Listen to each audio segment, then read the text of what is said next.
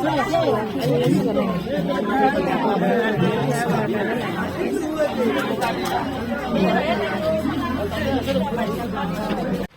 মানে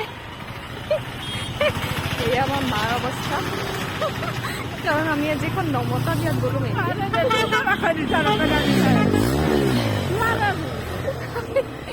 আমি একেলগে দুখন বিয়া আছিল, কিন্তু আমি মানে নমতা বিয়াখনত গ'লো। এইখন আমাৰ বিয়া দেখাই আছো।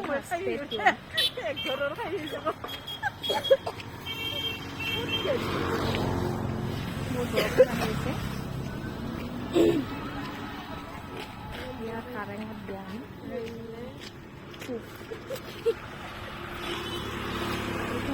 বাৰলৰ নিচিনা সেইখনত গ'লো।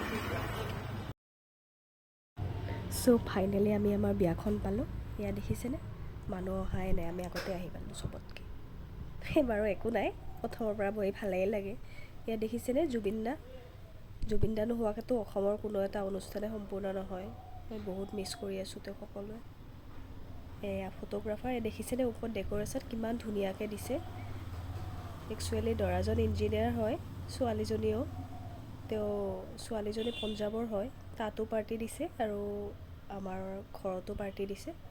গতিকে ভাল লাগিছে আৰু। এয়া ফুচকা খাই আছোঁ আমি এতিয়া। বিয়া বুলি ক'লেতো আৰু খোৱা লোৱাটোৱে মেইন দিয়কচোন। গতিকে এয়া ফুচকা, মোৰ বহুত ভাল লাগে ফুচকা খাই।